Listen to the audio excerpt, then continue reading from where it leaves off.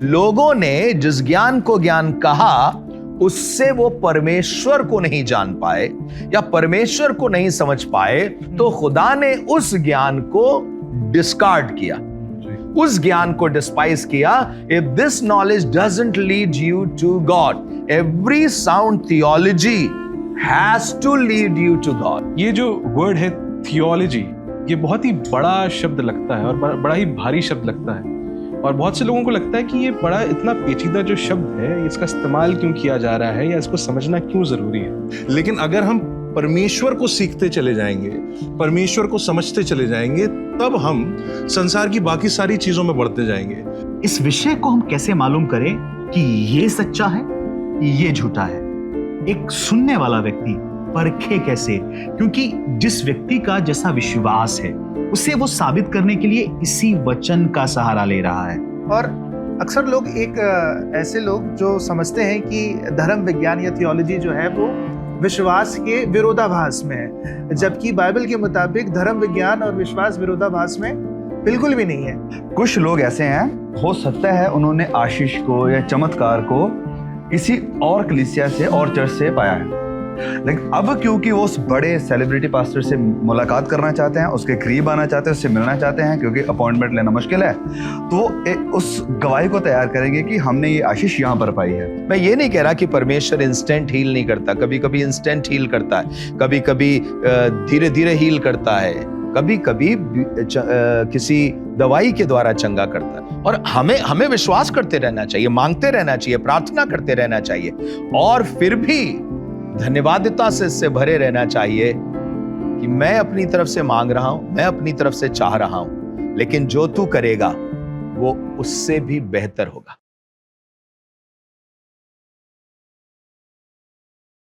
Praise the Lord. प्रेरितों के काम अध्याय 8 में कूश देश का वो अधिकारी याद है आपको, जो यरूशलेम से आराधना करके लौट रहा था, और वो लौटते हुए यशायाह नबी की पुस्तक को पढ़ रहा था। पवित्र आत्मा के सिखाने पर फिलिपुस इस अधिकारी से मिलता है और एक सवाल इनसे वो पूछते हैं, क्या जिसे तुम पढ़ रहे हो उसे समझ भी रहे हो?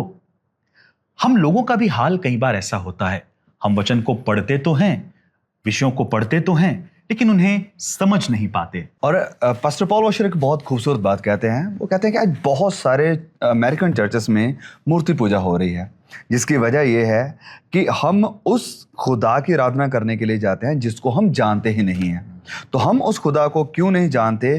क्योंकि थियोलॉजिकल बात करना या डॉक्ट्रिन पर बात करना आज मसीहत में उसको डिस्करेज किया जा रहा है। वो कहते हैं the word kills and the spirit saves. Discourage किया जाता है कि डिस्कशन करना, थियोलॉजी पर बातें करना, थियोलॉजी सीखना ये विश्वासियों का काम नहीं है, आपको बस प्रार्थना ही करना है। तो आज हम मिलकर इस विषय पर बात करेंगे कि क्यों ना सिर्फ पास्टर्स को, ना सिर्फ बाइबल टीचर्स को, ना सिर्फ सेवकों को, वरन हर एक मसीही को, हर एक विश्वासी को थियोलॉजी के बारे में, सिद्धांतों के बारे में पता होना क्यों जरूरी है। तो इन्हीं सब विषयों पर बातचीत करने के लिए एक बार फिर से हमारे संग मौजूद हैं प्रभु के दास बिशप अरुण माइकल लाल और हम सब भाई लोग। सो आइए इन विषयों पर हम लोग चर्चा प्रारंभ करते हैं। आमीन। तो सबसे पहला पॉइंट जो मैं विषय रखना चाहूँगा आप सभी के बीच में, क्योंकि हमारा विषय ही उस चीज़ के ऊपर है, और तो उसी से हम क्लैरिटी के साथ शुरू करते हैं भैया। ये जो वर्ड है थियोलॉजी, ये बहुत ही बड़ा शब्द लगता है और बड़ा ही भारी शब्द लगता है, और बहुत से लोगों को लगता है कि ये बड़ा इतना पेचीदा जो शब्द है, इसका इस्तेमाल क्यों किया जा रहा है या इसको समझना क्यों ज़रूरी है। तो क्या आप लोग भी अपने विचार इसमें रख सकते हैं, पर भैया क्या आप ये वर्ड जो थियोलॉजी है इसको थोड़ा समझा सकते हैं कि असल में है क्या, और इसकी क्या इम्पोर्टेंस है एक मसीही व्यक्ति के जीवन में? कलीसिया में आज थियोलॉजी की क्या इम्पोर्टेंस है, उसको अगर आप थोड़ा सा बता दें इस शब्द को समझाते हुए। प्रभु का धन्यवाद करते हैं इस समय के लिए जब हम लोग बैठ करके बातचीत कर सकते हैं। एक्चुअली आजकल ये कल्चर ही खत्म होता चला जा रहा है कि बैठ करके बात करें, बिल्कुल। और ये बहुत जरूरी है, क्योंकि किसी भी अच्छे विषय की तह तक पहुंच पाने के लिए सारी गिफ्टिंग का और सारी समझ का होना बहुत जरूरी है। देखिए, यीशु मसीह तो परमेश्वर का ज्ञान और परमेश्वर की बुद्धि है, आमीन। पर हम सब प्रभु को अभी पूरी रीति से नहीं जान पाए। तो कुछ चीजों को परमेश्वर ने आप पर प्रकट किया अपने वचन से, कुछ को आप पर, कुछ को आप पर, कुछ को मुझ पर और ऐसे सब पर। सो हम एक दूसरे के साथ बैठ करके इन चीज़ों का जब चर्चा करते हैं तो मुझे लगता है कि हम बेहतर अंडरस्टैंडिंग की तरफ जा सकते हैं। जी। और इसी विषय में सबसे पहली बात जो मैं सोचता हूँ कि यहाँ रखी गई, थियोलॉजी डरावना शब्द बिल्कुल भी नहीं होना चाहिए। हुआ क्या है कि अब जैसे अन्य भाषा बोलने वाले या कोई भी वरदानों का इस्तेमाल करने वाले जब कुछ गलत करते हैं तो हम पूरे वरदान को ही गलत समझने लगते हैं। उसी तरह से कोई ज्ञानवान व्यक्ति कुछ गलत करने लगता है, या बहुत से थियोलॉजिकल कॉलेजेस जो हैं वहां के लेक्चरर्स भी अगर परमेश्वर के साथ चल नहीं रहे हैं तो क्या हम पूरे ज्ञान को ही उठा के फेंक दें? ये कुछ उसी तरीके से होगा कि जैसे throwing the baby with the water, कि हमने उसी पानी के साथ बेबी को भी फेंक दिया। सो थियोलॉजी जो वर्ड है वो अपने आप में सीधा सा मतलब है परमेश्वर को जानना।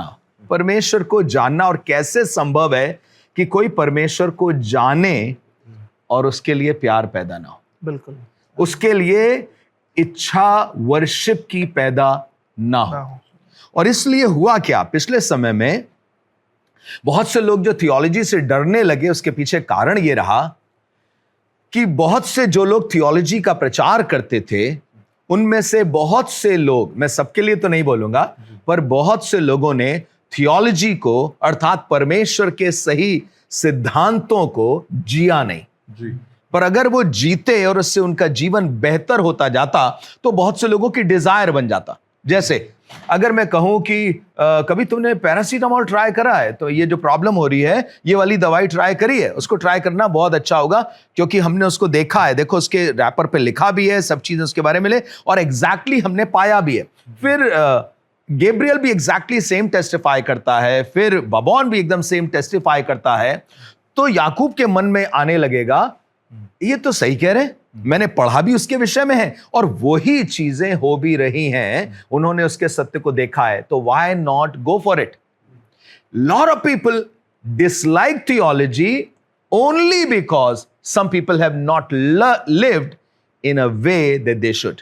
पर मुझे लगता है कि ये जस्टिफाइड रीजन तो बिल्कुल भी नहीं है। एक बात बोलूंगा और उसके बाद हम लोग ओपन होकर के सब लोग कुछ शेयर कर सकते हैं।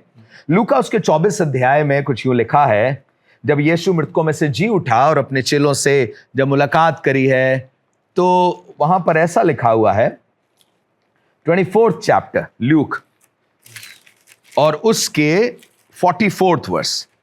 फिर उसने उनसे कहा, ये मेरी वे बातें हैं जो मैंने तुम्हारे साथ रहते हुए भी तुमसे कही थी, कि अवश्य है जितनी बातें मूसा की व्यवस्था और भविष्यवक्ताओं और भजनों की पुस्तकों में मेरे विषय में लिखी हैं सब पूरी हो। एक्चुअली ज्यूस को भी और यीशु मसीह के बहुत से चेलों को अब तक भी यह नहीं मालूम था कि व्यवस्था या भविष्यवक्ता या भजनों की पुस्तक एक विषय के साथ है और वो यीशु मसीह है। व्यवस्था हमें सिद्ध करने के लिए नहीं दी गई थी, जैसे हम जानते हैं, क्योंकि व्यवस्था से पाप की पहचान होती, रोमियो 3:19-20, वो हमें सिर्फ बताता है, हमारा मुंह बंद कर देता है। लेकिन sorry to stop you here, इसको मैं कई बार इस तरह से भी समझाता हूँ कि व्यवस्था और ग्रेस में क्या फर्क है। व्यवस्था एक तरह से हमारा रिपोर्ट है, अगर कोई बंदा बीमार पड़ गया, इन्फेक्शन हो गई, उसको रिपोर्ट है, लेकिन वो रिपोर्ट अपने आप में हमें ठीक नहीं कर सकती, वो ठीक नहीं कर सकती, उसके लिए हमें इलाज चाहिए। इलाज Yeshu Masih ji. So we come back to that point कि व्यवस्था हो चाहे भविष्यवक्ता हो चाहे भजन हो, उनका एक विषय है। वो विषय अपने आप में कंप्लीट नहीं होता, पर यीशु की ओर इशारा करता है। और देखने वाली बात यह है, ना ही शास्त्री फरीसियों को यह समझ में आ रहा था और ना ही चेलों को भी यह समझ में आ रहा था। और यूहन्ना 5 में लिखा है, तुम पवित्र शास्त्र में खोजते हो, ये सोचते हो कि जीवन उसमें मिलेगा, और ये मेरी ओर इशारा करता है, पर तुम जीवन पाने के लिए मेरे पास आना नहीं चाहते। इसका मतलब वो ये देख ही नहीं पा रहे थे कि पवित्र शास्त्र अपने आप में एंड नहीं, but it leads to God, खुदा की ओर ले जा रहा है, और खुदा ही हमारी सबसे बड़ी चाहत है। तो मैं सोचता हूं कि कैसे पॉसिबल है कि कोई जन खुदा की तरफ इशारा करने वाली बुक को पढ़े और उसको समझे और खुदा के लिए सच्चा प्यार पैदा ना हो। बिल्कुल सही बात। और ये तो हमारा इंडिकेशन है, मतलब ये आई मीन सॉरी, ये हमें इंडिकेट कर रहा है परमेश्वर की ओर, इशारा कर रहा है परमेश्वर की ओर। और इसलिए आगे 24 अध्याय के 45 पद में लिखा है, तब उसने पवित्र शास्त्र समझने के लिए उनकी समझ खोल दी। जिस तरह से उन्होंने उसके बाद शास्त्र का खुलासा किया है वो अपने आप में अद्भुत है। इब्रानियों की पुस्तक हमें नहीं मालूम कि पौलुस ने लिखी थी या किसी और के द्वारा लिखी गई है, पर जिसने भी लिखी है ओल्ड टेस्टमेंट को कितना क्राइस्ट सेंटर्ड करके उसने रखा है। कैसे पॉसिबल है कि हम थियोलॉजी पढ़ें और थियो से, परमेश्वर से प्यार ना हो? ये रॉन्ग थियोलॉजी की वजह से प्यार खत्म होता है। Right understanding of the scripture makes us love God more. So इसलिए मैं सोचता हूं उससे डरना बिल्कुल भी ठीक नहीं होगा। परमेश्वर के एक दास हैं, उनका नाम आरसी स्प्रोल है, तो वो इस चीज़ को ऐसे डिस्क्राइब करते हैं। उनसे भी एक बार ये सवाल पूछा गया था कि थियोलॉजी बहुत मुश्किल है, थियोलॉजी में लोग नहीं जाना पसंद करते। तो उन्होंने इस तरीके से इसको रखा था कि लोग थियोलॉजी से इसलिए इंटिमिडेट हो जाते हैं, शुरू में अपने आप को ही बहुत इतना घबरा लेते हैं, या लोग इसलिए नहीं पसंद करते हैं क्योंकि ऐसा आभास होता है ये वर्ड सुन के कि इसको पढ़ने के लिए, ये कार्य करने के लिए, थियोलॉजी करने के लिए आपको बहुत सारी चीज़ें और बहुत सारा ज्ञान चाहिए। और फिर वो इस चीज़ को ऐसे समझाते हैं कि अगर दो मित्र एक साथ बैठे हैं और दो मित्र एक साथ बैठ के अपनी बाइबल खोलते हैं और एक मित्र ने दूसरे मित्र से एक सवाल पूछा कि यार इसका मतलब क्या है, और वो उसे समझाने लगा, वो दोनों थियोलॉजी कर रहे हैं। ये होता है थियोलॉजी का थ्रेशोल्ड, मतलब ये थियोलॉजी स्टार्ट हो चुकी है। इसको वो उनकी जो किताब है एवरीबॉडी इज अ थियोलॉजियन, वो इसी पूरे सेंस में लिखी गई। उन्होंने भी इस चीज़ पर बड़ा गौर किया है, क्योंकि जब दो भाई या दो दोस्त मिलकर डिस्कशन करते हैं, जैसे हम लोगों का ये रहा है, भाई रोहन बैठे हैं, हम लोग यहाँ बैठे हैं, हम लोगों के लिए, और हमारे कई दोस्त ऐसे थे जो हम लोग स्कूल टाइम से जब हम लोग मिला करते थे, तो सिर्फ ये बात होती थी कि इस आयत का मतलब क्या है, या इस पर्टिकुलर वो एक कम्युनिटी है वो रेवलेशन को ऐसे देखती है। और आप दूसरा भाई जॉय एक और वो ले आया कि पर मैंने यहाँ पे इनसे ये इंटरप्रिटेशन पढ़ा है, या इन्होंने इतना समझाया था, इन्होंने इस तरीके से इस आयत को समझाया था। कोई बड़े शब्द इस्तेमाल नहीं हो रहे हैं, लेकिन आप उन विचारों को जब एक साथ डिस्कस करने लगते हो और केवल आयतों से उन्हें देखने लगते हो एक एक करके, तो भी वो थियोलॉजी है। आपको उसमें अब ये नहीं करना कि आप इंटरप्रिटेशन कहाँ जाता है जब आप उसमें बड़े बड़े शब्द ले आते हो और आपको लगता है कि जब तक ये टेक्निकल वर्ड्स नहीं आएंगे आप नहीं कर सकते हो। एक बेसिक बाइबल स्टडी भी थियोलॉजी ही है प्राइमरी सेंस में। आप बस ये कर रहे हो कि उसे एक टेक्निकल रूप दे दे रहे हो, उसे वर्ड्स दे दे रहे हो, उसमें बड़े बड़े नाम लगा दे रहे हो, तो वो कॉलेज लेवल की हो गई। और जब आप उसे दोस्तों के बीच में कर रहे हो तो बाइबल स्टडी हो गई। तो जब कोई कहता है कि हम नहीं थियोलॉजी को मानते जी, हम थियोलॉजी में नहीं पढ़ना चाहते, तो हमारा सिंपल सा सवाल उनको होना चाहिए, आप क्या विश्वास करते हो? यीशु पर विश्वास करते हैं। यीशु कौन है? गॉड है। गॉड मतलब थियो है। तो जब आप यीशु पर विश्वास करते हो, करते कैसे? बाइबल से पढ़ा होगा, किसी से सुना होगा, समझा होगा, तो वो आपकी थियोलॉजी हो गई थी, स्टार्ट हो गई वहीं से। और अक्सर लोग ऐसे लोग जो समझते हैं कि धर्म विज्ञान या थियोलॉजी जो है वो विश्वास के विरोधाभास में है, जबकि बाइबल के मुताबिक धर्म विज्ञान और विश्वास विरोधाभास में बिल्कुल भी नहीं है। और अक्सर ऐसे लोग कहते हैं कि नो क्रीड बट क्राइस्ट, कि हमें धर्म का कोई लेख नहीं चाहिए, हमारे लिए मसीह जो है वो काफी है। लेकिन मसीह खुद जो है, अगर आप यूहन्ना की इंजील 17 बाब की 3rd वर्स को पढ़ेंगे तो वो कहता है कि अनंत जीवन इस बात पे आधारित है कि आप एकमात्र सच्चे ईश्वर को और उसके पुत्र प्रभु यीशु मसीह को जाने। मैं हैरान हूं कि वो कहते हैं नो क्रीड बट क्राइस्ट है, तो ये भी क्रीड ही बन गई। ये भी क्रीड ही बन गई है एक।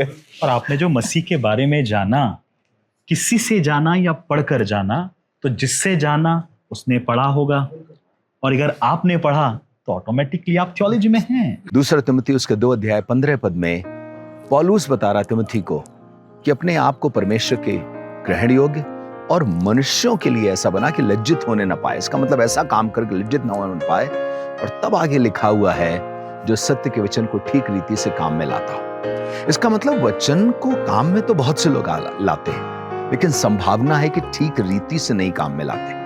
और इंग्लिश में लिखा है इसलिए राइटली डिवाइडिंग द वर्ड। अगर आप चाहते हैं एक सेवक होने के नाते लज्जा से बचें, तो वचन का ठीक अध्ययन करना और ठीक अध्ययन करवाना ये बहुत आवश्यक है। और ये जो कमी है सही धर्मशास्त्र की और सही सिद्धांतों की, इसी कमी के चलते आज बहुत सारे लोग गलत शिक्षाओं का, इमोशनल प्रचार का, आप अधिक धनी कैसे हो सकते हैं, अमीर बनाने का फॉर्मूला हम आपको बताएंगे, या मैन सेंटर्ड मनुष्य पर आधारित सेवकाइयों से लोग आज प्रभावित हो रहे हैं। आज हमारी हिंदी कलीसिया को शिक्षा के क्षेत्र में और सुसमाचार केंद्रित होने की आवश्यकता है, और हम ये विश्वास करते हैं कि हमारे ये चैनल थियोलॉजी मैटर्स इस दिशा में एक बहुत अच्छा प्रयास है। Interested with the gospel seminar इसी पहल की शुरुआत थी। इस सेमिनार में हमने युवा पास्टर्स और सेवकों को वचन, धर्मशास्त्र और सेवकाई की बुनियादी बातों में प्रशिक्षित करने का प्रयास किया था। यहाँ हमने सुसमाचार, पवित्र शास्त्र की सही व्याख्या, पवित्र आत्मा, त्रिएक परमेश्वर, सही धर्मशास्त्र और विश्वास योग्य सेवकाई जैसे विषयों पर विचार किया। हिंदी भाषा में परमेश्वर के वचन पर आधारित सच्ची और संतुलित शिक्षा की आज बहुत ज्यादा आवश्यकता है। हमारी ये प्रार्थना है कि थियोलॉजी मैटर्स प्रभु के दासों के लिए, अगुवों के लिए, जवानों के लिए और विश्वासियों के लिए आशीष का कारण बने।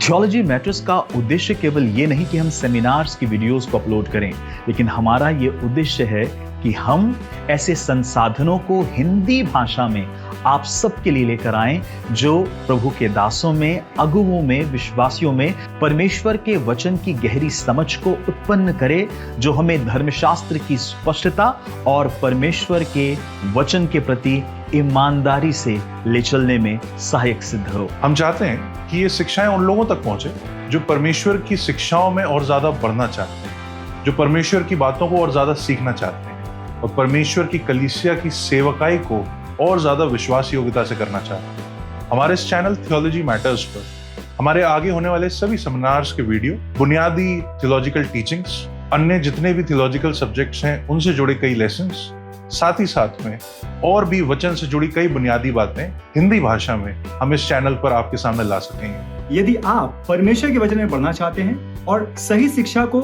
समझना चाहते हैं और परमेश्वर के विश्वास योग्य सेवकाई में आगे बढ़ना चाहते हैं, तो आज ही हमारे इस चैनल थियोलॉजी मैटर्स से जुड़िए और इसे सब्सक्राइब कीजिए। हमारी प्रार्थना है कि हमारे चैनल हिंदी बोलने वाली सभी कलीसियाओं के लिए और आपके लिए उपयोगी और भरोसेमंद संसाधन बन सके। आई थिंक भैया ने इस शब्द थियोलॉजी की एटिमोलॉजी की तरफ इशारा किया था। उन्होंने शब्द थियोस का इस्तेमाल करा, और बेसिकली जो शब्द थियोलॉजी है वो दो शब्दों से मिलकर बना है, यूनानी दो शब्दों से मिलकर बना है, थियोस और लोगोस। थियोस का मतलब होता है गॉड और लोगोस का मतलब होता है स्टडी ऑफ, यानी परमेश्वर के बारे में स्टडी करना, परमेश्वर को जानना और परमेश्वर से जुड़ी हुई चीजों के बारे में जानना। और अगर कोई भी व्यक्ति ये कहता है कि हमें थियोलॉजी में नहीं पढ़ना है, तो वो सरल शब्दों में ये कह रहा है कि हमें परमेश्वर को नहीं जानना है, हमें परमेश्वर से जुड़ी हुई चीजों को नहीं जानना है। जबकि खुदावंद का कलाम बताता है भजन संहिता उसके 119वें अध्याय में किस तरीके से भजनकार जब लिख रहा है तो वो सवाल उठाता है कि जवान अपनी चाल को किस उपाय से शुद्ध रखे। फिर वो कहता है तेरे कलाम से अब उसकी रखवाली करके। फिर वो कहता है कि मैंने तेरे वचन को अपने हृदय में रख छोड़ा है ताकि तेरे विरुद्ध पाप ना करूं। तो मसीही जीवन जीना ही आप जी ही नहीं सकते या पवित्रकरण में बढ़ ही नहीं सकते अगर आप खुदावंद को नहीं जान रहे हैं। और जैसे जैसे आप उसके कलाम पर मनन करते हैं, जैसे जैसे उसके कलाम से उसको जानते हैं पवित्र आत्मा की सामर्थ से, वैसे वैसे आप बदलते जाते हैं, वैसे वैसे आप यीशु के स्वरूप में और ढलते जाते हैं, वैसे वैसे आप पाप से भी अपने आप को दूर रख पाते हैं, आप मजबूत बनते हैं विश्वास में और ईमान में। अब मैं एक सवाल रखना चाहूंगा आगे थियोलॉजी से कि is it possible to follow Christ faithfully without sound theology? Why और व्हाई नॉट? मैं सोचता हूं कि डिफिकल्ट होगा, क्योंकि तुमने एक वर्ड ऐड किया ना, sound theology. I mean you can come up with any view about God. खुदा के बारे में आप कोई भी व्यू रख लो, जैसे यही व्यू रख लो आप कि परमेश्वर जो है वो इतना प्रेमी है कि उसमें तनिक भी क्रोध की संभावना नहीं है। तो एक्चुअली हुआ क्या कि ये आपकी जो थियोलॉजी है ये वाली, ये साउंड नहीं है, सही नहीं है परमेश्वर के वचन के मुताबिक। तो आपका वर्ल्ड व्यू, आपका लाइफ से रिलेटेड व्यू भी वही हो जाएगा। जैसे बहुत दुख की बात बताऊं आपको, मैं अफ्रीका में एक जगह मैंने प्रीच किया और पास्टर्स कॉन्फ्रेंस थी, और टीच करने के बाद मैंने वो किया था कि कैसे प्लूरैलिटी ऑफ एल्डर्स की बहुत आवश्यकता है, और फिर उसके बाद जो एल्डर्स होने चाहिए वो भी परमेश्वर के वचन से शिक्षित हों, उसको जानने वाले हों, ताकि उसको सही बता सकें। तो वहाँ पता चला, जब मैं डिसिप्लिन की बात करने लगा कि अगर कभी कुछ गलत करे तो हम सबके सामने डांट सकते हैं, समझा सकते हैं, तो वहाँ एक जन ने जो मुझसे ये बोला वो ये कि हमारे यहाँ पर एक जवान है जो बाइबल कॉलेज से ट्रेंड है और ट्रेंड होकर के आया, पर उसको ये सिखाया गया बाइबल कॉलेज में कि आप गुनाह करते हो, उस ये गुनाह अब कुछ रह ही नहीं गया है। There is no such thing as sin. Sin को परमेश्वर ने हटा दिया है, उसे खत्म कर दिया। जितनी बार आप पाप के बारे में सोचते हो, माफी भी मांगते हो, तो सिन कॉन्शियसनेस में आकर के जीते हो। तो बाद में ये पता चला कि वो जवान खुद भी लिव इन रिलेशनशिप में काफी समय से है। सी, आप किसी की लाइफ को देखिए, आप समझने लगेंगे कि इसका बिलीफ सिस्टम है क्या। बिल्कुल। अगर उसका रिलेशनशिप उसकी वाइफ के प्रति कैसा है, परिवार के प्रति कैसा है, फाइनेंस के प्रति कैसा है, लाइफ के प्रति कैसा है, समझ में आने लगेगा कि ये खुदा को सही समझ भी रहा है या नहीं समझ रहा। सो जो वर्ड तुमने यूज किया है sound theology, that is one of the most important part. Sound होनी चाहिए, विच इज सही होनी चाहिए। एक हिस्सा जो मैंने निकाल के रखा है और उसको रखना चाहता हूं कि थियोलॉजी वगैरह में यह है कि बहुत से लोग कहते हैं अच्छा ये तो बहुत सर का ज्ञान है और ये उस पे it's a thing of the mind, not of the heart. हमें सर को बढ़ा लेने से कोई फायदा नहीं, अगर कुछ बाकी बदन ना बढ़े, अगर सर बढ़ा हुआ हो। पर मैं ये कह रहा हूं कि जैसे सही प्रोपोर्शन में बच्चा बढ़ता है तो सर भी बढ़ता है और हाथ पैर भी बढ़ते हैं। इमेजिन करिए कि हाथ पैर बढ़ गए और सर नहीं बढ़ा, सर छोटे बच्चे का ही रहा और हाथ पैर बढ़ गए। तो पहला कुरिन्थियों उसके पहले अध्याय उसके 20वें पद में ज्ञान वगैरह की ऐसा लग रहा है थोड़ी भर्त्सना की गई है। वहां उसको नीचे देखा गया, पर ऐसा है नहीं, क्योंकि आप उसे क्लोजली पढ़ने पाएंगे। पहला कुरिन्थियों उसका पहला अध्याय उसके 20वें पद में लिखा है, कहां रहा ज्ञानवान, कहां रहा शास्त्री, कहां रहा इस संसार का विवादी? क्या परमेश्वर ने संसार के ज्ञान को मूर्खता नहीं ठहराया? ये संसार के ज्ञान की बात कर रहा है जी, परमेश्वर के ज्ञान की नहीं कर रहा है। नोसिस की बात। फिर आगे क्या लग रहा है, कह रहा है क्योंकि, बहुत इंपॉर्टेंट पार्ट है, क्योंकि जब परमेश्वर के ज्ञान के अनुसार संसार ने ज्ञान से परमेश्वर को ना जाना, तो परमेश्वर को अच्छा लगा कि प्रचार की मूर्खता के द्वारा विश्वास करने वालों को उद्धार दे। हुआ क्या, लोगों ने जिस ज्ञान को ज्ञान कहा उससे वो परमेश्वर को नहीं जान पाए या परमेश्वर को नहीं समझ पाए, तो खुदा ने उस ज्ञान को डिस्कार्ड किया, उस ज्ञान को डिस्पाइस किया। If this knowledge doesn't lead you to God, every sound theology has to lead you to God, amen, will make you a better child of God.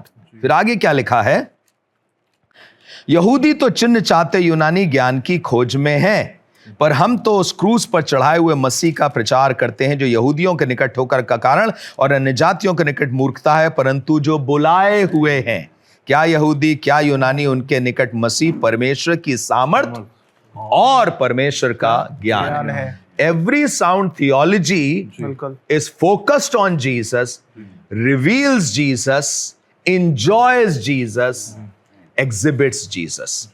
यीशु मसीह को हर सही धर्म विज्ञान जिसको बोलेंगे, वो यीशु मसीह को प्रदर्शित करता है, यीशु की ओर इशारा करता है, यीशु मसीह को एंजॉय करता है और परमेश्वर के प्रेम के प्रति लोगों को अग्रसर करता है। सो आई बिलीव ये साउंड थियोलॉजी हमें जरूरी है और चाहिए ही चाहिए। और इसलिए पौलुस भी अपने क्या बोलते हैं फर्जंद या अपने बेटे तिमोथियस को कहता है, पहला तिमोथियस 6वें बाब की 3री आयत में, कि यदि कोई और ही प्रकार का उपदेश देता है और खरी बातों को, यानी पैटर्न ऑफ साउंड वर्ड्स को, खरी बातों को अर्थात हमारे प्रभु यीशु मसीह की बातों को, और उस उपदेश को नहीं मानता जो भक्ति के अनुसार है, तो वह अभिमानी हो गया है और वो कुछ नहीं जानता। और सिर्फ इसी खत में नहीं, बल्कि 2 तिमोथियों के पहले बाब की 13वीं आयत में वो फिर से साउंड वर्ड्स का या साउंड पैटर्न का जो है वो वर्ड का इस्तेमाल करता है, कहता है कि जो खरी बातें तूने मुझसे सुनी है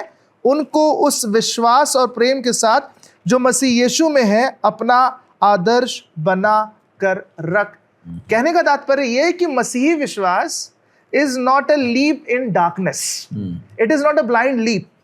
It is something that is intelligible. वो समझा जा सकता है और बताया जा सकता है। इसलिए खुदावन कहते हैं यशायाह नबी की किताब में, come let us reason together. Come let us reason together. अभी प्रॉब्लम जो एक है वो जैसे सर अभी एक चीज कह रहे थे कि साउंड थियोलॉजी या प्रॉपर थियोलॉजी अगर उसे कह लें तो वो अपन को परमेश्वर के करीब ले जाती है। उसकी एटमोलॉजी भी यही है कि हम परमेश्वर की स्टडी कर रहे हैं।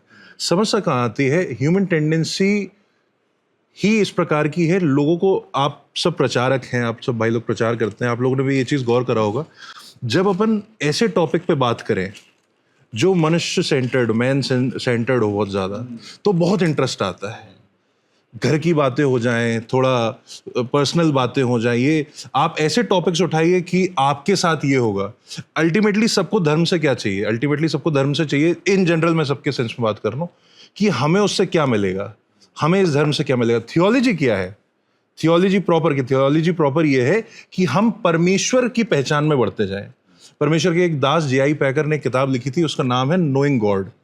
नोइंग गॉड में वो इस चीज़ पर गौर करते हैं कि कैसे मनुष्य का जो पूरा ध्यान है वो इस चीज़ के ऊपर केंद्रित है कि हम क्या क्या सीख सकते हैं। लेकिन अगर हम परमेश्वर को सीखते चले जाएंगे, परमेश्वर को समझते चले जाएंगे, तब हम संसार की बाकी सारी चीज़ों में बढ़ते जाएंगे। ये एक समस्या, मेरा मानना है, भाई लोग एग्री या डिसएग्री कर सकते हैं आप लोग, कि मुझे ये चीज़ वर्शिप कल्चर में अपने समाज में बहुत दिखाई देती है। वर्शिप कल्चर में क्या होता है कि इस चीज़ पर बहुत गौर किया जाता है कि how are we feeling, how are we experiencing, है ना, how the things, how is the atmosphere, और ये सब चीज़ें। Walk by the Spirit. पर नोइंग गॉड में इस चीज़ को पॉइंट आउट किया गया है ऑथर के द्वारा कि जब आप परमेश्वर को पहचानोगे तब आपकी आराधना भी बढ़ेगी, आपकी आराधना की क्वालिटी भी बढ़ेगी। कहने का मतलब है, अगर मैं भाई जॉय की तारीफ करना चाह रहा हूँ या मैं किसी की तारीफ करना चाह रहा हूं, पर मैं उसको पहचानता नहीं हूं, मैं उसको जानता नहीं हूं, तो मैं कैसे किसी ऐसे जन की आराधना कर सकता हूं जिसको मैं पहचानता नहीं हूं? मैं कैसे किसी ऐसे जन की तारीफ करता हूं जिसे मैं पहचान नहीं सकता? और यहीं से मैं एक सवाल लेकर आ सकता हूं कि how does sound theology shape our understanding of God's character and his attributes? बिल्कुल। और जब हम उसको अपना समझेंगे तो हमारी ऑटोमेटिकली जो वर्शिप है, हमारी वर्शिप एनहांस वो रिशेप हो जाएगी और वो ज्यादा बिब्लिकल हो जाएगी, वो ज्यादा एक्यूरेट होगी, क्योंकि हम परमेश्वर को उस तरीके से आराधना कर सकेंगे जैसे परमेश्वर ने हमें बताया है, जो परमेश्वर की इच्छा है, कैसा वो है। बिल्कुल। और अभी मैं इन दिनों गलातियों के खत का अध्ययन कर रहा हूँ, मैं इस बात को आगे ले जाना चाहूँगा। अक्सर वो लोग जो धर्म विज्ञान का या थियोलॉजी का विरोध करते हैं, उनको लगता है कि भाई थियोलॉजी जो है वो सिर्फ ज्ञान की बात है, उसका आत्मा या पवित्र आत्मा से कोई लेना देना नहीं है ना। आत्मा जो है वो ज्ञान के विरोध में, अक्सर लोग ऐसा विचार भी रखते हैं। लेकिन अगर आप गलातियों का खत और उसके 3 बाब को पढ़ेंगे और उसकी 3 आयत को पढ़ेंगे, तो पौलुस गलातियों की कलीसिया को पूछता है कि क्या तुम ऐसे निर्बुद्धि हो कि आत्मा की रीति पर आरंभ करके अब शरीर की रीति पर अंत करोगे? और दूसरी आयत में वो कहता है, मैं तुमसे केवल ये जानना चाहता हूं कि तुमने आत्मा को क्या व्यवस्था के कामों से या विश्वास के समाचार से पाया? यानी अगर आपने पवित्र आत्मा पाया है तो व्यवस्था के कामों से नहीं, बल्कि सिर्फ और सिर्फ विश्वास के द्वारा पाया। और जो बात विश्वास से आपने शुरू करी है, आपको उसे व्यवस्था से खत्म करने की जरूरत नहीं। तो यहाँ पे वो आत्मा, पवित्र आत्मा के बारे में बात कर रहा है। और अगर आप इसी बाब के 6 आयत को देखेंगे तो इस बात को साबित करने के लिए कि परमेश्वर आज भी विश्वास के द्वारा अपना आत्मा देता है और विश्वास के द्वारा अपने लोगों को धर्मी ठहराता है, वो अपील करता है स्क्रिप्चर को, यानी उत्पत्ति की किताब के 15 बाब की 6वीं आयत को, जहां पे बाप इब्राहिम ने विश्वास किया और ये विश्वास उसके हक में धार्मिकता गिना गया। तो एक ही चैप्टर में पौलुस एक्सपीरियंस का भी इस्तेमाल कर रहा है कि परमेश्वर ने अपनी आत्मा के द्वारा तुम्हारे बीच में बहुत बड़े कार्य करे, और फिर वो स्क्रिप्चर का इस्तेमाल करा, जो कि इस बात को एस्टैब्लिश करता है कि थियोलॉजी और एक्सपीरियंस विरोधाभास में नहीं है, विश्वास और विज्ञान विरोधाभास में नहीं है। तो ये अंडरस्टैंडिंग को हमें छोड़ने की जरूरत है। मेरे साथ जैसे याकूब ने क्वेश्चन रखा था ना कि क्या साउंड थियोलॉजी किसी तरीके से लाभकारी भी होगी डेली उसके लिए, लाइफ के लिए, कि या वो हमें परमेश्वर की तरफ से अलग लीड कर सकती है। मैं सोचता हूँ कि जो तिमोथी में साफ इस बात को लिखा है, दूसरा तिमोथी 3:14 से लिखा है, परंतु तू इन बातों पर जो तूने सीखी हैं और विश्वास किया था, ये जानकर दृढ़ बना रहे कि तूने उन्हें किन लोगों से सीखा। फिर से वही बात आ रही है, थियोलॉजी। बहुत से लोग परेशान इसलिए होते हैं क्योंकि जिन लोगों से सीखा है वो खुद जी नहीं रहे हैं उसको। सही बात। पर यहाँ ये बता रहा है कि ये भी तू ध्यान कर कि तूने उन्हें किन लोगों से सीखा है। इसका मतलब वो खुद उसको जी चुके हैं और जी रहे थे। इसका मतलब कौन? उसकी नानी और उसकी माता। How they help together in spite of having a different view and opinion in the family, क्योंकि उसके हस्बैंड ही ग्रीक, यूनानी भाषा या यूनानी सभ्यता का मानने वाला, और इसलिए यहाँ लिखा है कि तूने उन्हें किन लोगों से सीखा है। तो नानी माता दोनों प्रभु में, और उसके बाद पौलुस। फिर आगे क्या कह रहा है?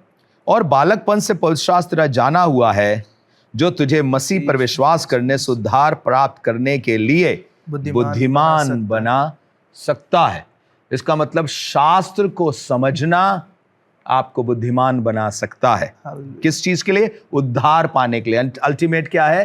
That you are saved. Ultimate is not चंगाई पाने के 3 नायाब तरीके, सफल होने के 8 नायाब तरीके। That's not the purpose of our wisdom and knowledge. The purpose of our wisdom and knowledge is उद्धार प्राप्त करने के लिए, अर्थात संसार की सड़ांध से कैसे छूट जाएं। इसका मतलब शास्त्र हमारी इसमें मदद करता है, और वो साउंड थियोलॉजी हमारे वर्ल्ड व्यू को चेंज करती है। और इसलिए लिखा है, संपूर्ण पवित्र शास्त्र परमेश्वर की प्रेरणा से रचा गया है और उपदेश और समझाने और सुधारने और धार्मिकता की शिक्षा के लिए लाभदायक है, ताकि परमेश्वर का जन सिद्ध बने और हर एक भले काम के लिए तत्पर हो जाए। तो जब आप इन चीजों को देखें कि कोई उद्धार पाने के लिए बुद्धिमानी दिखा रहा है, कोई जो है उपदेश सीख रहा है, समझ रहा है, सुधर रहा है और धार्मिकता के मार्गों में चल रहा है, सिद्धता की तरफ आगे बढ़ रहा है और हर भले काम के लिए तैयार है, इसका मतलब थियोलॉजी उसकी काम कर रही है। और एक रिफॉर्मर ने कहा कि theology is the goal of doxology, कि थियोलॉजी का एंड पर्पस ही यही कि परमेश्वर के नाम को महिमा मिले। अगर कोई शख्स थियोलॉजी या ज्ञान को ऐसे इस्तेमाल कर रहा है कि उसकी वाहवाही हो, तो फिर वो थियोलॉजी जैसे कि उसे इस्तेमाल में करनी चाहिए, वो वैसे ही बिल्कुल भी नहीं कर रहा है। आई थिंक वो पद है ना जहाँ लिखा है, इज इट याकूब में है क्या, कि सारी चीजें जो ज्ञान ऊपर से आता है वो झगड़ालू नहीं होता, मृदभावी, मिलनसार, कोमल और अच्छे फलों से लदा हुआ है। प्रभु यीशु मसीह एक रीजन के तहत कहते हैं मत्ती की इंजील 22वें बाब की 37वें आयत में कि अपने परमेश्वर यहोवा को ना सिर्फ अपने दिल और अपनी जान बल्कि बुद्धि से भी प्रेम रखो।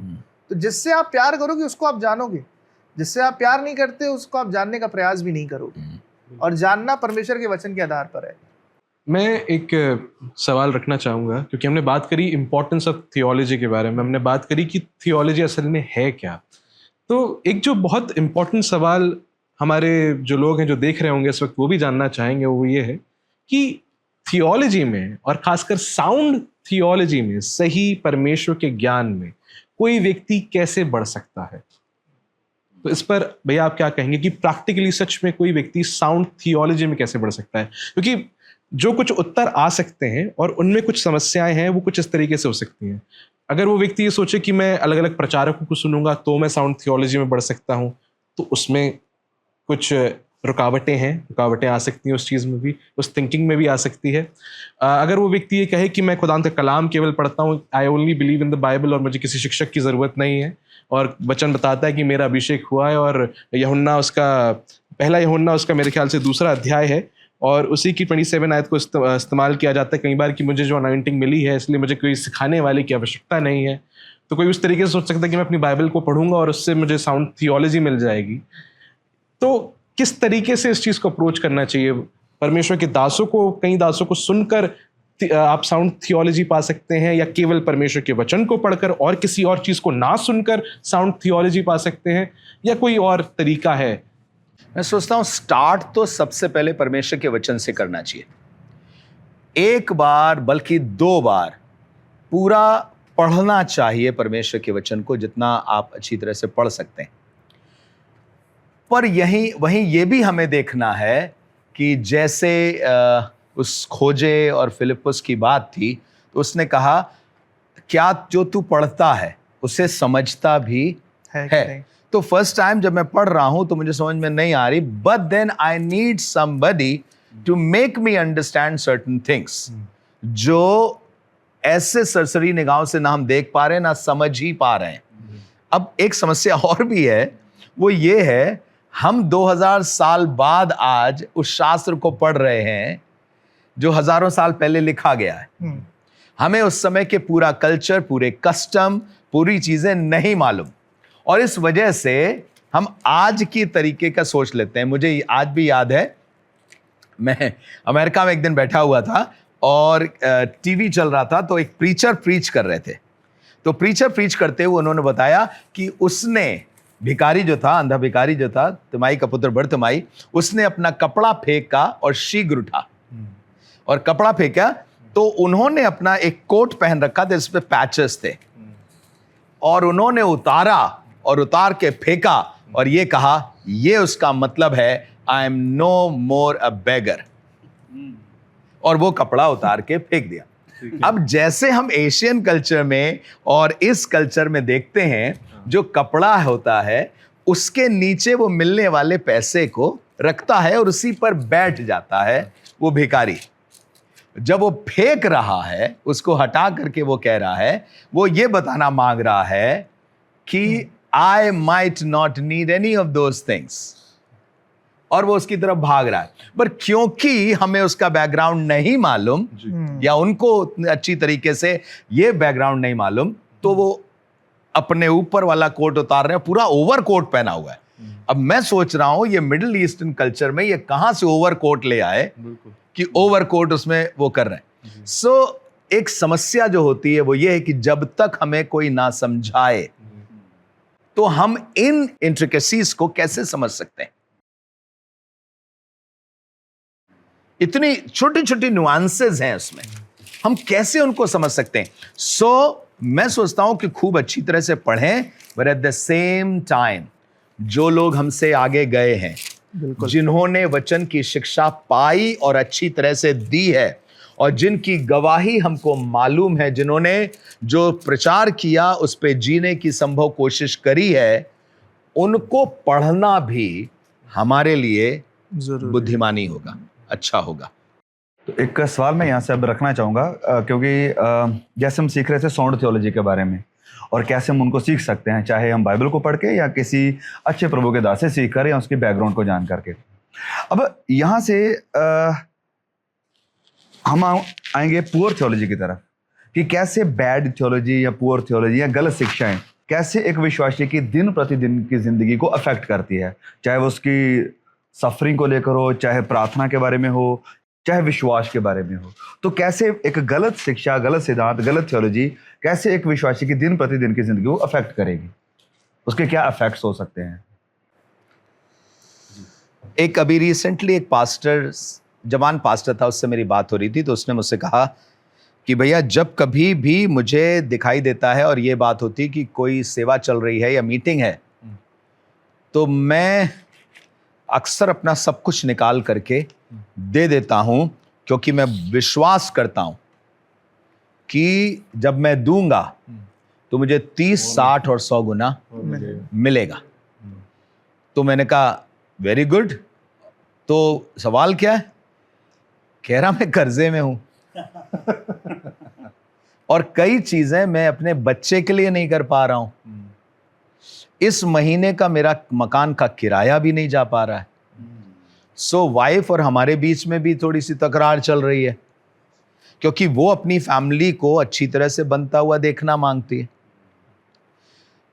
मैं तो साफ साफ देख पा रहा हूं बैड थियोलॉजी का परिणाम क्या हो रहा है उसका। बिल्कुल बिल्कुल। तो यही जितने भी हमारे भाई बहन जितने भी सुन रहे हैं, तो कम से कम उनको ये रियलाइजेशन हो कि एक गलत शिक्षा किस प्रकार से हमारी पूरी की पूरी जिंदगी को, पूरे वर्ल्ड व्यू को, पूरे हमारे फैमिली लाइफ, फाइनेंशियल लाइफ या किसी भी चीज को अफेक्ट कर सकते। अब तो इसमें क्या ये गलत है कि परमेश्वर 30, 60, 100, देखो परमेश्वर 30, 60, 100 जो बोल रहा है वो वचन के लिए बोल रहा था, बट एक्चुअली परमेश्वर रिवॉर्ड करता है, और बोना और काटना हमें दूसरा कुरिन्थियों उसके 8 और 9 में भी मिलता है और 9, 6 भी मिलता है। बात तो यह है जो थोड़ा बोता है थोड़ा काटेगा, अधिक बोता है अधिक काटेगा। लेकिन एट द सेम टाइम हम न्यू टेस्टमेंट में जो गिविंग देखते हैं वो नीड बेस्ड गिविंग देख रहे हैं, और गिविंग जो है वो इस लालच से नहीं है कि हमें 30, 60, 100 मिलेगा। जैसे मैं जब किसी को भूखा देख रहा हूं तो इस आशा से थोड़ी दे रहा हूं आज 2 रोटी दूंगा, 60 रोटी मिलनी चाहिए 30 गुने। मैं अपने बच्चे के इलाज के लिए पैसे खर्च कर रहा हूं तो क्या यह सोच के खर्च कर रहा हूं कि मेरे बच्चे को मैंने 7 लाख खर्च किया है तो इस बच्चे को कम से कम मुझे 2 करोड़ 10 लाख देना पड़ेगा, रिटर्न चाहिए। नहीं, इसलिए तो नहीं कर रहे हम। जैसे सब लोगों ने अपनी जमीनें बेचनी शुरू कर दी, तो जमीनें इसलिए थोड़ी बेची थी कि भाई जमीनें बेच रहे हैं, खुदा बाप हमको बड़ी जमीन चाहिए।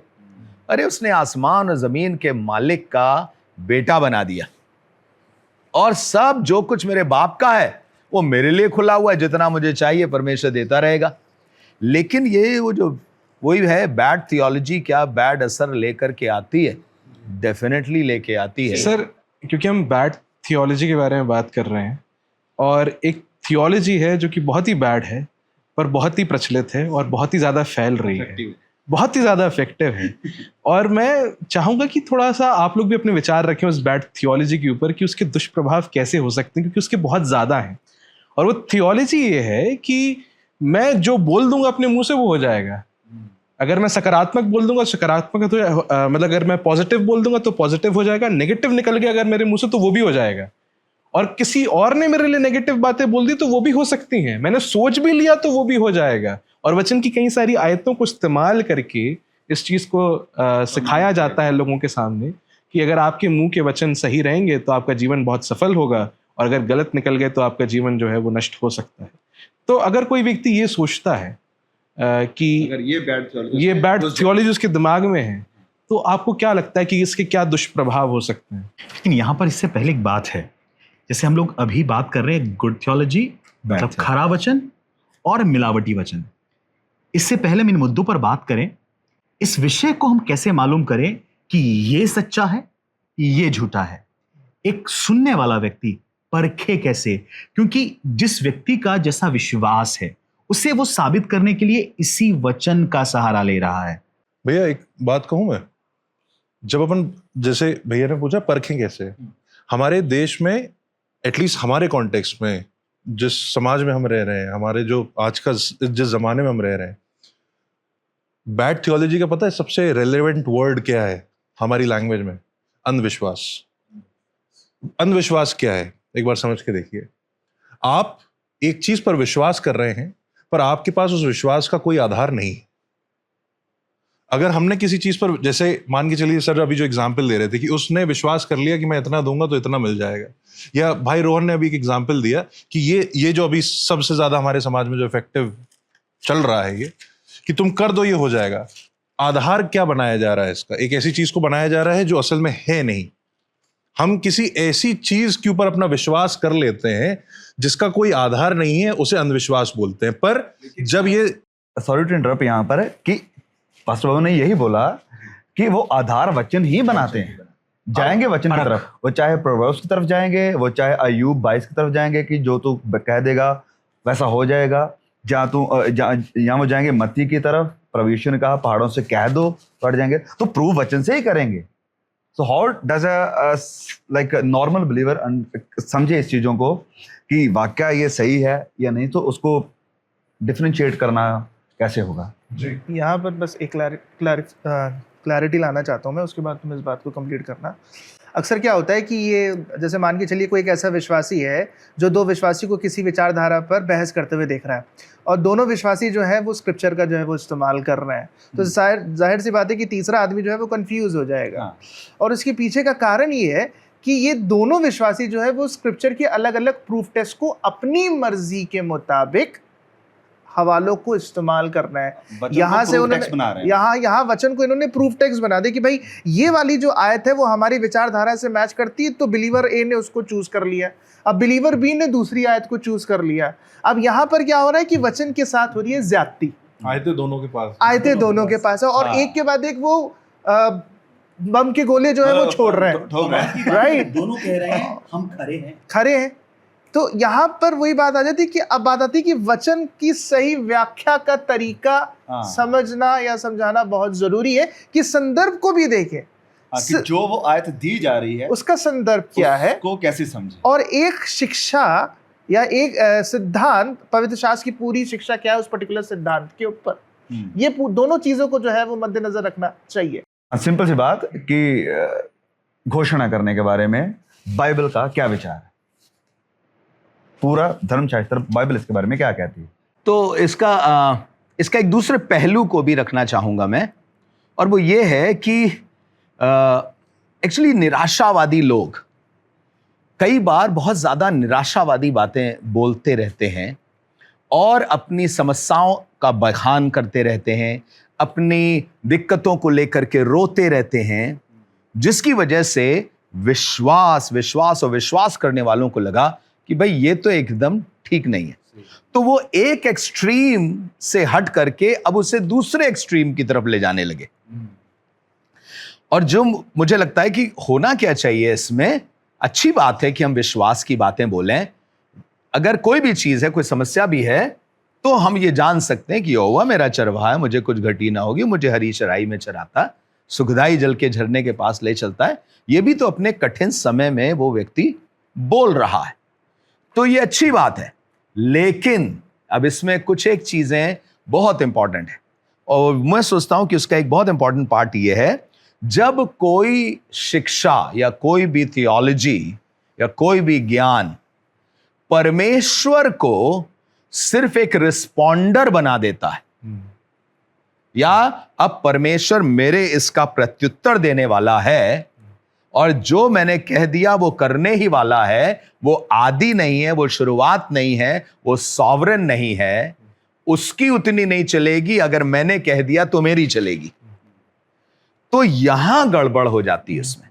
और इस शिक्षा की सबसे बड़ी मात की बात जो है वो ये है कि परमेश्वर सिर्फ रिस्पॉन्डर दिखाई दे रहा है, वो रिस्पॉन्ड करेगा आपकी किसी भी चीज पर। उसे परमिशन की जरूरत पड़ती है वो करने के लिए जो वो स्वर्ग में कर चुका है, जब तुम जमीन पे बांधोगे तभी वो हो पाएगा। सो जब हम परमेश्वर को पृथ्वी पर सिर्फ उस पे कर देंगे, क्योंकि पृथ्वी मनुष्यों को दी गई है, तो मनुष्य जो भी करेगा उतना ही परमेश्वर कर पाएगा।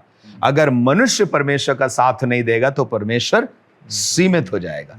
और मुझे लगता है ये थियोलॉजी जो सबसे ज्यादा घात करती है, परमेश्वर पे घात करती है, कि उसकी सॉवरेनिटी, अच्छा अब शब्द आता है सॉवरेन गॉड, संप्रभुता, दो लोग सॉवरेन एक साथ नहीं हो सकते। सही बात, परिभाषा ही गलत हो जाएगी, एकदम परिभाषा ही गलत हो जाएगी।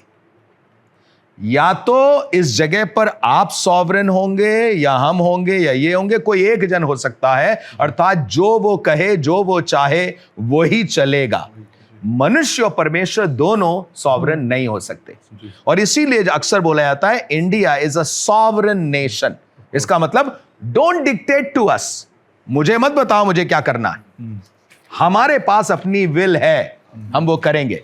तो अगर पृथ्वी के लोग परमेश्वर को बता रहे हैं कि तुम ऐसा करो प्रभु, तभी परमेश्वर कर रहा है, तो परमेश्वर की सॉवरेनिटी पर सवाल उठता है, क्या पृथ्वी पे परमेश्वर सॉवरेन है भी, या मनुष्य उसके ऊपर हो गया कि जब तक मनुष्य काम नहीं करेगा परमेश्वर काम नहीं करेगा, जब तक मनुष्य उससे नहीं बोलेगा परमेश्वर काम नहीं करेगा। तो मुझे लगता है यहां आकर के ये बहुत खराब शिक्षा हो जाती है।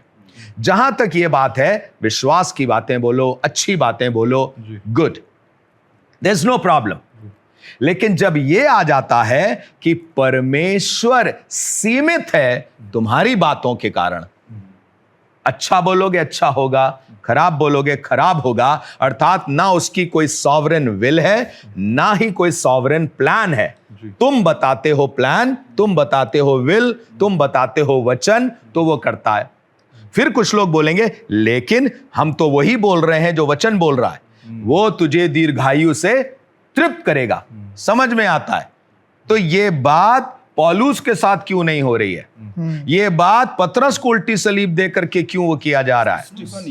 यही बात स्तिफनुस के साथ क्यों नहीं लागू हो रही है? यूहन्ना बपतिस्मा देने वाले के साथ ये बात लागू क्यों नहीं हो रही है? जबकि ये सब धार्मिकता की जिंदगी को जी करके जा रहे हैं। ये बात रेचल के साथ लागू क्यों नहीं हो रही है? ये बात एस्तर के माँ बाप के साथ लागू क्यों नहीं हो रही है? क्या कहीं कोई कमी हो रही है? आप 4 गवाही लोगों की बता दो, वो सब ये प्रूव हो जाएगा। यस, देखिए इन्होंने कहा हो गया, इन्होंने कहा हो गया। मुझे बताइए, 4 लाख सुनने वाले और 40 लोगों की गवाही, क्या बाकियों ने कुछ नहीं बोला होगा? भैया आपको शायद आपको भी ऐसे उदाहरण पता होंगे। कई बार लोग ऐसे होते हैं जिनको लगता है कि परमेश्वर की इच्छा है कि हम हील हो जाएंगे इस धरती पर, जितना हम क्लेम करेंगे हमें हीलिंग मिल जाएगी, और इस आधार पर लेकर कई बार लोग इनकरेज करते हैं दूसरों को, और खुद भी उनको ऐसा लगता है कि हमें दवाई नहीं लेनी चाहिए।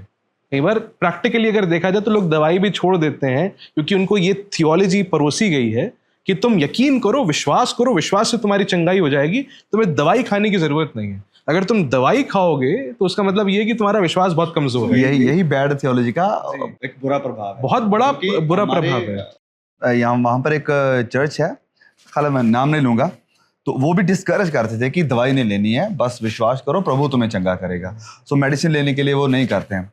तो उनका जो पास्टर थे, उनके पापा काफ़ी ज़्यादा बीमार हो गए, बेड पर पड़ गए, लेकिन वो दवाई नहीं ले रहे, बस प्रार्थना कर रहे हैं, विश्वास ही कर रहे हैं।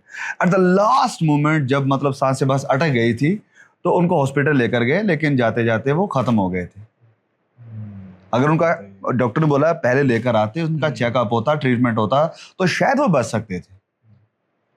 तो इस लेवल तक इसका नुकसान है। ऐसे इतने ढेर से बच्चे अमेरिका में चर्चेज हैं जो इसी बात को फॉलो करते हैं कि you can not take medicine, क्योंकि medicine means lack of faith, विश्वास की कमी है। बच्चे मरे हैं, लोग मरे हैं और अस्पताल नहीं ले गए हैं, जिसकी वजह से आसपास के अनबिलीवर्स ने उन लोगों के साथ फेलोशिप करना खत्म कर दिया है। And it is there on YouTube, आप पता कर सकते हैं कि फेथ हीलिंग के चक्कर में कितने लोगों ने मेडिसिन खत्म कर दी। मैं ये नहीं कह रहा कि परमेश्वर इंस्टेंट हील नहीं करता, कभी कभी इंस्टेंट हील करता है, कभी कभी धीरे धीरे हील करता है, कभी कभी किसी दवाई के द्वारा चंगा करता है। परमेश्वर का तरीका वो चाहे तो चंगा बिना दवाई के ठीक कर सकता कैसे है, कर अगर सकता वो है? चाहे। यस, और हमें विश्वास करते रहना चाहिए, मांगते रहना चाहिए, प्रार्थना करते रहना चाहिए, और फिर भी धन्यवादिता से इससे भरे रहना चाहिए कि मैं अपनी तरफ से मांग रहा हूं, मैं अपनी तरफ से चाह रहा हूं, लेकिन जो तू करेगा वो उससे भी बेहतर होगा। अब यहीं से हम इसी सवाल को भी उठा सकते हैं, क्योंकि अभी भी बहुत सारे हो सकता है लोग इसी बैड थियोलॉजी में हो कि क्या इस एक क्रिश्चियन को मेडिसिन ट्रीटमेंट्स लेने चाहिए या बस प्रार्थना ही करनी चाहिए विश्वास के द्वारा। बहुत बाइबल एकदम इस बात से भरी हुई है। एक व्यक्ति को बोला गया है, उसने खुद बोला, आप पहचान जाएंगे कौन है, मैंने विश्वास की कुश्ती लड़ी है, मैंने उसकी रखवाली करी है ना, विश्वास को धर लिया है। वो व्यक्ति अपने चेले से कह रहा है अपने पेट की खराबी और बार बार बीमार पड़ने के कारण दाखरस काम में लाया कर। उस वक्त की वही मेडिसिन थी, वो मेडिसिन थी एक्चुअली, अंदर के इन्फेक्शन को मारने के लिए वो फर्मेंटेड उसकी किसी भी चीज की आवश्यकता थी। आप सोचिए, और दूसरी बात, जिससे कह रहा है वो खुद विश्वास का अच्छा पुत्र है, विश्वास में उसका, बिल्कुल उसके विश्वास की तारीफ कर रहा है। मुझे तेरे निष्कलंक विश्वास की सुधि आती है। अगर तिमोथी का विश्वास निष्कलंक रहा, पौलुस ने विश्वास की रखवाली करी और विश्वास को धर के रखा, मुकुट तैयार है, तो भी क्यों मेडिसिन दिलवा रहा है? बिल्कुल। सो आई डोंट अंडरस्टैंड कि कहां से लेकर के आ रहे हैं इन विचारों को। दवाइयां लो, लेकिन यहोवा पे भरोसा करो कि परमेश्वर वो है जो पतरस को चला के और पौलुस को लट्ठे के सहारे पर बचा लेगा। जो लोग ये कहते हैं कि हमें मेडिसिन नहीं लेना चाहिए, है ना, और हमें सिर्फ प्रार्थना करनी चाहिए, एक बहुत अच्छा एग्जाम्पल आप लोगों ने दिया। दूसरा एक एग्जाम्पल जो मेरे जहन में आता है वो याकूब की पत्री में आपको मिलेगा, और याकूब की पत्री है और उसका 5th चैप्टर है, और उसकी 14 आयत में अक्सर यही लोग जो प्रार्थना पर इस कदर क्या बोलते हैं भरोसा करते हैं कि मेडिसिन नहीं लेते हैं, कहते हैं कि यदि तुम में कोई रोगी हो तो कलीसिया के प्राचीनों को बुलाए और वो प्रभु के नाम से उस पर तेल मरकर उसके लिए प्रार्थना करे। तो ऐसे तेल और पानी भी बेचा जाता है। लोग ऐसे सोच रखने वाले कि जो हमसे प्रार्थना के आधार पर चलेंगे, मेडिसिन नहीं लेंगे, कुछ सो कॉल्ड अपोस्टल्स और प्रॉफिट्स की अनॉइंटेड तेल को और उनके अनॉइंटेड वाटर को भी खरीदने के लिए इस्तेमाल मतलब वो मान जाते हैं। जबकि यहाँ पर कुछ बाइबल कमेंटेटर्स इस बात को पॉइंट आउट करते हैं कि जब जेम्स कहता है कि प्राचीनों को, एल्डर्स को बुलाओ और वो तुम्हारे पर तेल मल के तुम्हारे लिए प्रार्थना करे, तो वो तेल का भी एक मेडिसिनल वैल्यू हो सकती है उस बीमारी के लिए। और जब उसको हम इस तरीके से देखेंगे तब हम इस बात को समझ लें कि प्रार्थना तो अपनी जगह प्रभाव करती ही करती है, लेकिन इसका मतलब ये नहीं है कि हम मेडिसिन को या जो परमेश्वर ने हमारे लिए रिसोर्सेज रखे हैं उनको हम इस्तेमाल में अगर घाव होगा राइट तो तेल का मेडिसिनल वैल्यू इस पे जाकर के काम करेगा, क्योंकि उसके नेक्स्ट बात लिखा है और विश्वास की प्रार्थना के द्वारा रोगी बच जाएगा। So yes, he is stressing upon prayer and prayer of faith but using the oil. लेकिन ये कहीं भी जस्टिफाई नहीं करता कि हम अब ऑयल, प्रार्थना किया हुआ ऑयल लोगों को देने लगे, बिल्कुल बेचना शुरू करें, बांटना शुरू करें और कुछ भी, क्योंकि ऐसे तो बहुत से यीशु मसीह ने डिफरेंट तरीकों से चंगा किया। उसने थूक के चंगा किया, अब थूक थोड़ी बिकेगा। और थूक मिनिस्ट्री शुरू कर दे।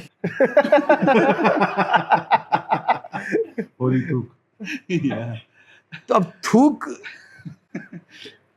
मट्टी सानी, तो उस जगह की मिट्टी ला करके हम लगाएंगे क्या? ला रहे हैं, मिट्टी तो लाते हैं, मिट्टी तो लाते हैं। अब बताइए, क्या ये मूर्ति पूजा नहीं हो गई है? चर्च में खड्डे डाल दिए थे सर, कंप्लेन कर रहे थे। दिल्ली में मजनू का टीला करके एक जगह है, वहां उस एरिया में एक अच्छे प्रभु के दास जो कई सालों से स्लम्स में प्रचार कर रहे हैं, एक प्रभु की दया से एक अच्छी कलीसिया खड़ी करी उन्होंने। उनकी मम्मी बीमार हुई, कुछ सीनियर प्रभु के दासों ने उन्हें बोला कि you go to Punjab to this particular person. वो वहां गए, उन्होंने एक पर्टिकुलर अपॉइंटमेंट लिया, उस अपॉइंटमेंट के लिए एक अमाउंट चार्ज किया गया उस बड़े पादरी के द्वारा। उसके बाद उनसे ये बोला गया कि you use this particular oil. वो एक बॉटल 200 रुपए की थी। उसके बाद उनसे बोला गया कि अब बार बार आप अप डाउन कैसे करेंगे, आप पूरी क्रेट ले जाइए। वो प्रभु का दास अपनी माँ के इलाज के लिए पूरा क्रेट लेके आया। He was not very well financially, वो एक स्लम्स में काम कर रहे हैं, जितनी ऑफरिंग आती है उसके दम पे काम कर रहे हैं। वो क्रेट लेके आए, उन्होंने 1 साल दुआ कर करके उस तेल को लगाया है। The time where we went there, हम लोग, उन्होंने बुलाया था कि हमारी कलीसिया के साथ आराधना करें, हम लोग वर्शिप लेने गए थे वहां पे। तब हम लोगों ने देखा था कि भैया इतनी सारी बॉटल्स हम लोग लगा चुके हैं, माँ अभी भी वैसी हैं।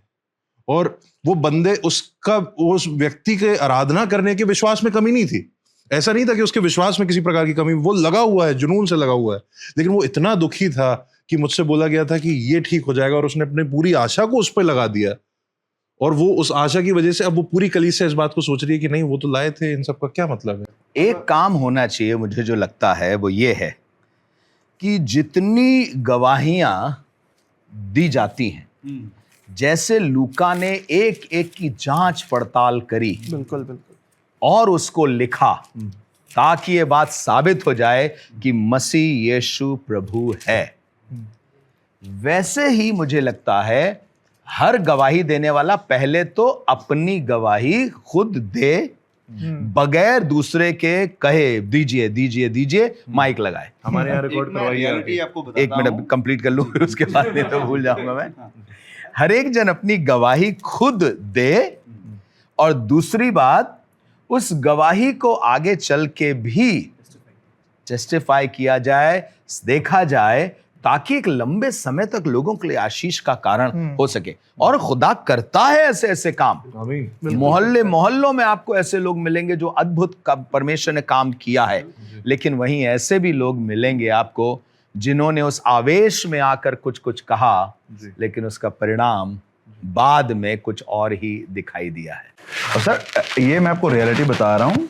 गवाहियों की बात हो रही थी ना, कि जो गवाही देने की बात है, कुछ लोग ऐसे हैं, हो सकता है उन्होंने आशीष को या चमत्कार को किसी और कलीसिया से और चर्च से पाया है, लेकिन अब क्योंकि वो उस बड़े सेलिब्रिटी पास्टर से मुलाकात करना चाहते हैं, उसके करीब आना चाहते हैं, उससे मिलना चाहते हैं, क्योंकि अपॉइंटमेंट लेना मुश्किल है, तो वो उस गवाही को तैयार करेंगे कि हमने ये आशीष यहाँ पर पाई है, तो गवाही उसकी उस स्टेज पर होगी। ऐसे भी बहुत सारे लोगों को हम जानते हैं। एक तो ये एक बड़ी समस्या है कि हर एक पादरी गवाही वो वाली दिलवाना चाहता है जिसमें ये हो कि जब से हम यहाँ आए हैं। सर, इसका मैं आपको एक बहुत ऑनेस्ट केस बता रहा हूँ। बाकी क्या डिसऑनेस्ट थे?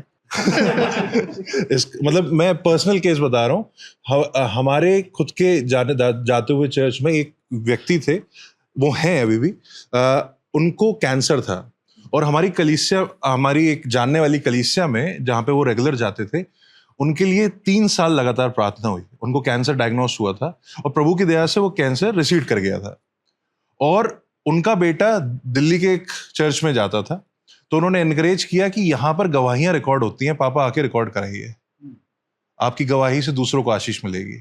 इस विश्वास में, मेरी बात हुई थी उनसे, इस विश्वास में वो चले गए, क्योंकि मैंने पूछा आप वहां जाके क्यों, यहाँ पे दुआ तो यहाँ हुई आपके लिए। तो वो कहने लगे, मेरे बेटे ने मुझसे बोला कि यहाँ पे जाएं तो विश्वास, ये हमारी इतनी बड़ी गवाही, हमारा कैंसर सही हो गया, हमारे लाखों रुपए बच गए, ये सब तक पहुंचेगी। वहां जाके रिकॉर्ड कराया गया, और उस रिकॉर्डिंग के साथ, उस गवाही के साथ साथ वो फोटो थंबनेल में लगा दी गई कि इस पासबान, इस कलीसिया, इस चर्च में वो हुआ है। रिकॉर्डिंग हो गई। रिकॉर्डिंग में ये नहीं बोला गया कि इनकी दुआ या इनका, पर क्योंकि वो वहां रिकॉर्ड हुई है, क्योंकि इस चीज को बोला गया है कि ये चंगाई इन्हें यहां मिली है, उसको वन ऑफ द लिस्ट ऐसे जोड़ दिया गया है कि ये सिर्फ यहीं मिलता है, ये सिर्फ यहीं होता है। जबकि उस पूरी कलीसिया ने जिसने 3 साल लगातार उनके लिए प्रार्थना करी, उसका कोई वो नहीं रहा। एक्चुअली परमेश्वर बहुत सी जगहों पर अपने कामों को कर रहा है, लेकिन हमारा ये हाईलाइट करना कि जब से ये मेरे पास आया या जब से ये यहाँ आया है तब कुछ हुआ है। And I have visited many places and conventions, and most of the pastors, what they want to do is they want to only ask those people to testify who are going to say the day I joined, the day I came to this place, the day pastor prayed. और किसी और को कोई इजाजत नहीं होती कि कोई और अपनी गवाही भी कर सके। So इसलिए मैं सोचता हूँ कि ये सेल्फ को प्रमोट करना भी गलत होता जा रहा है, which should not be. तो इससे पहले कि हम इस मुद्दे पर आए, तो बात चल रही थी मेडिसिन की, कि लेनी है या नहीं लेनी है। सिंपल सी बात जो मैं देखता हूँ मसीह यीशु की ज़िंदगी से, जब प्रभु यीशु को ऊपर कंगूरे पर ले गया था शैतान, उसको बोला था कि नीचे जंप मार दे भाई, तो उसने भाई जंप क्यों मारूंगा, सीढ़ियाँ लगे, नीचे चल के जाऊँगा।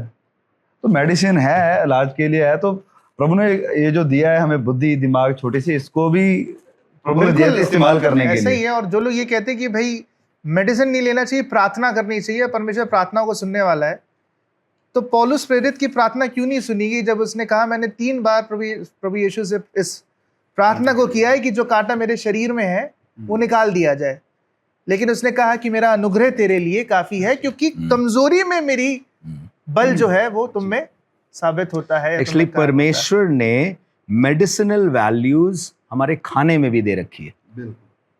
जो हम खाते हैं उससे कहीं हमको कुछ कुछ मिल रहा है।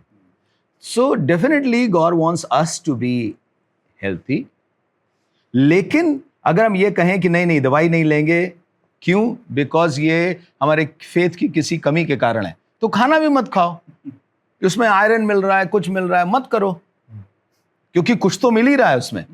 मैं विज्ञान का वो नहीं हूँ, स्टूडेंट नहीं हूँ, मुझे नहीं मालूम बहुत सी चीजें कि इसमें क्या क्या मिलती है, लेकिन केला है, अनार है और मूली है, गाजर है, सभी में कुछ कुछ मिल रहा है जो आपकी बॉडी को नीडेड है, ग्लूकोज है जो चाहिए होगी शरीर को। और दवाइयां भी एक्चुअली जब आपकी बॉडी में आयरन की कमी हो गई तो उसने आयरन के लिए वो कर दिया, जब आपकी बॉडी में किसी चीज की कमी हो गई तो उसने उसको सप्लाई करने के लिए वो कर दिया।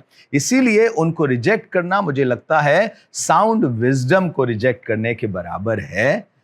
परमेश्वर से प्रार्थना करें, विश्वास करें, लेकिन इस साउंड विजडम को धारण करे रहें कि God is able to do it even if he does not, he is my God. आमीन, आमीन। तो ब्रदर्स, मुझे उम्मीद है कि आज के इस डिस्कशन से जो लोग हमें देख रहे हैं और जो लोग आगे कभी देखेंगे, आगे कभी इस बात को सुनेंगे, आई रियली होप कि जो हमारा ये डिस्कशन है, जो हमारा ये विचारों को समझना है, अलग अलग बातों को रखना है, ये सिर्फ इस कारण से है, इस मकसद के लिए है कि हम इस चीज को प्रमोट कर सकें, रख सकें आपके सामने कि हम परमेश्वर की बातों को भाईचारे में और सही रीति से डिस्कस करके एक अच्छे निष्कर्ष तक पहुंच सकते हैं। और इसलिए कि परमेश्वर के वचन पर को बैठना, परमेश्वर के वचन को समझना, उसके समझने पर थोड़ा समय बिताना, खासतौर पे भाइयों के साथ बैठकर उस पर थोड़ा समय बिताना हमारे व्यक्तिगत जीवन के लिए बहुत लाभदायक होता है।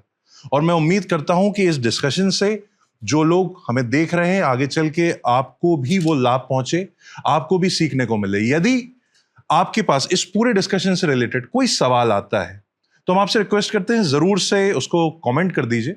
और यदि आपके पास कोई बहुत बड़ा सवाल आता है, आप चाहते हैं कि हम उसे एड्रेस करें, तो आपकी स्क्रीन पर एक ईमेल इस वक्त आ रहा होगा, आप उस पर हमें वो मेल कर सकते हैं और हम उसको आगे चल के कोशिश करेंगे कि एड्रेस कर सकें या ऐसे ही किसी अच्छे डिस्कशन में उसे इंक्लूड कर सकें।